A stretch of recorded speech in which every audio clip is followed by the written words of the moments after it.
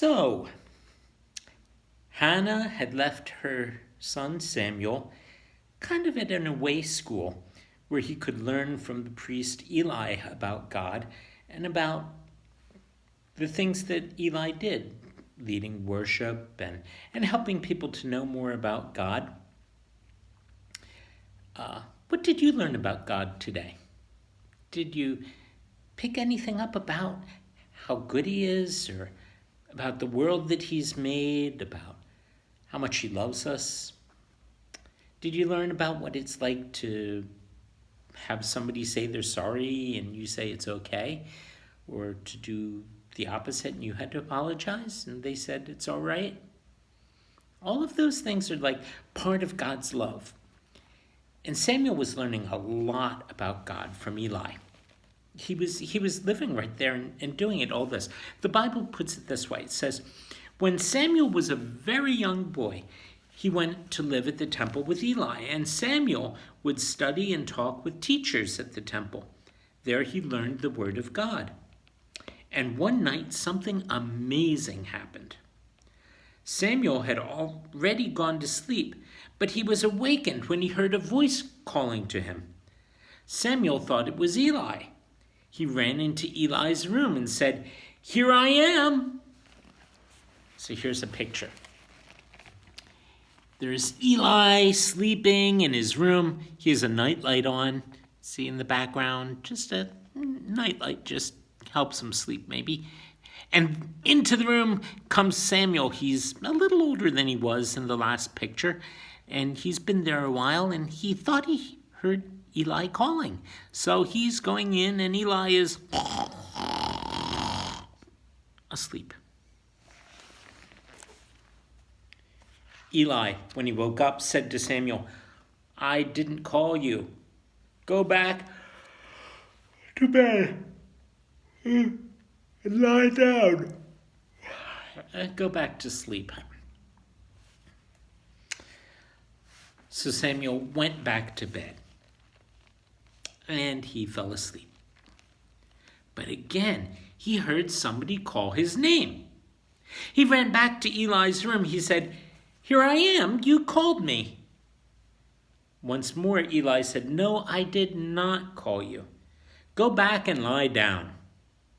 I bet Samuel thought, Eli's talking in his sleep, or Eli thought, well, Samuel's walking in his sleep. Either way, both of them were confused. But Samuel went and he obeyed Eli, and he went back to bed, and he lay down again. And no sooner was Samuel back in his bed when the voice called out again, "Samuel, Samuel." So Samuel went to Eli one more time. Then Eli, he realized it was the voice of God calling to Samuel. "My son," Eli said, "go and lie down, and if the voice calls to you again, say, 'Speak, God, for your servant is listening.'" Here's Samuel lying down in bed, and he's got a scroll next to his bed. He was reading before he went to sleep, maybe reading a Bible story. And then this time, when the voice called out to him, "Samuel, Samuel," Samuel did as Eli had told him to do. He said, "Speak, Lord, for your servant is listening." And then God spoke to Samuel. The young boy listened very carefully to everything that God had to say. And in the morning, Samuel opened the door to the temple. That was part of his job, was opening up. But he was afraid to tell Eli what had happened. Eli said to Samuel, "Don't be afraid. Tell me what God said to you."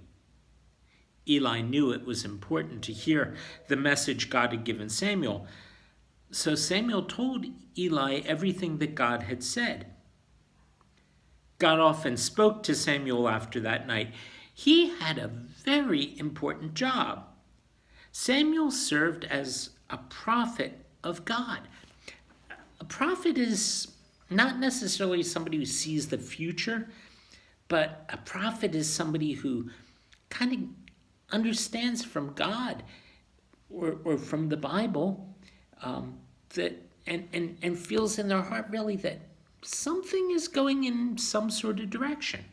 Might be a good direction. Some prophets have said, hey guys, keep up the good work. Yeah, everybody, you're doing a good job. God is happy. Go with it. And others said, whoa, slow down. Things are not going well here. You need to back off a little bit. And sometimes people were glad to hear what the prophets said. Sometimes they weren't. But Samuel was one of those people.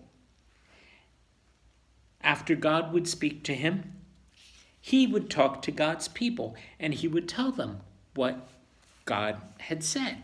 Maybe not in exact words all the time, sometimes, but not always. And here's a picture of Samuel getting the hang of it, talking to Eli. And Eli was one of those smart older people that knew how to listen to somebody who was younger and realized that sometimes they have something worth saying. And they don't always know how to say it, and sometimes it gets overlooked. But it's important that everybody listen to each other. And Samuel was really good at it. So good. I'll tell you how good he was at it tomorrow. Good night, everybody, for now.